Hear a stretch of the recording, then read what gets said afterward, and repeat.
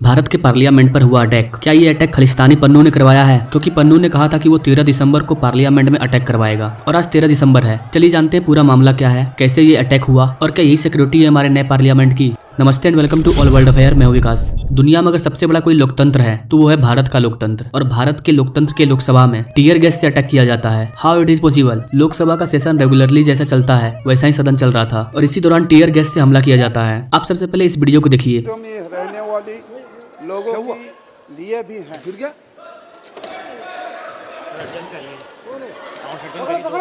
सभा की कार्यवाही 2 बजे तक स्थगित की जाती है।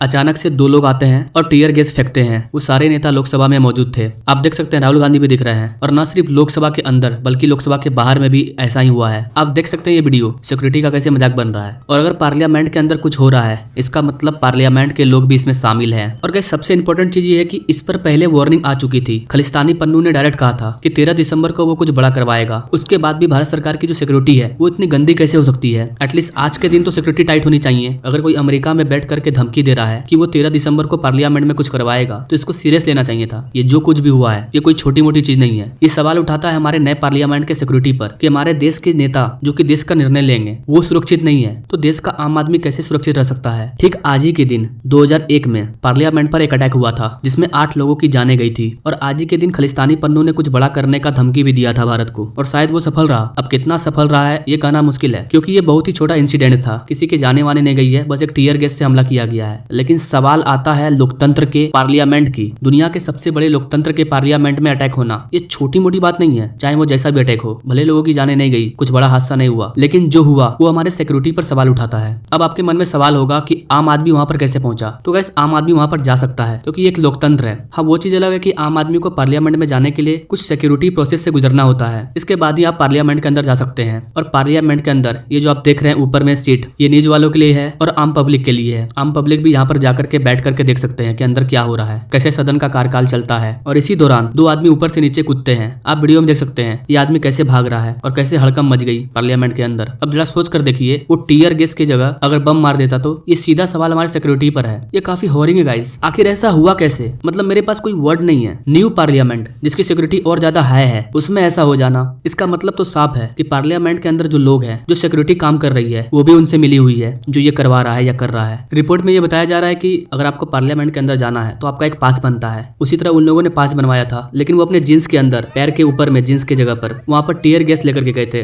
जो स्कैन भी हुआ होगा तो पता नहीं चला होगा। और अंदर जाकर के वो विजिटर गैलरी में बैठ गया और फिर इस चीज को अंजाम दिया। अब गाइस मेरा आपसे सवाल है कि ये हो क्या रहा है? आपको समझ में आ रहा है आखिर ये हो कैसे गया? हमारी सिक्योरिटी इतनी गंदी कैसे हो सकती है? देश के बड़े बड़े नेता जो देश को चलाने का निर्णय लेते हैं वो सिक्योर नहीं है तो देश में रहने वाला एक आम आदमी खुद को सिक्योरिटी फील कैसे करेगा? जब देश के बड़े लीडर जो देश का भविष्य लिख रहे हैं वहां पर बैठ करके उस मंदिर में जहाँ पर पूरे देश का भविष्य लिखा जाता है वहाँ की सिक्योरिटी इतनी गंदी है। खैर अभी ये पूरी तरह से पता नहीं चला है कि किसने इसको करवाया है या इसके पीछे किसका हाथ है, वो लोग कौन थे। अगर इससे रिलेटेड कोई खुलासा होता है कि इसके पीछे कौन था, क्या इसमें पन्नू का ही हाथ था? और अगर ये हुआ तो आज ही के दिन क्यों हुआ? क्योंकि आप ये आर्टिकल देख सकते हैं खलिस्तानी पन्नू ने आज का ही डेट दिया था 13 दिसंबर या उससे पहले, और आज 13 दिसंबर है। तो अगर इससे रिलेटेड कोई बिग अपडेट आता है तो मैं सबसे पहले ऑल इंडिया अफेयर पर लाऊंगा। Now thank you for watching. मिलते हैं अगली वीडियो में एक नई जानकारी के साथ, तब तक के लिए जय हिंद।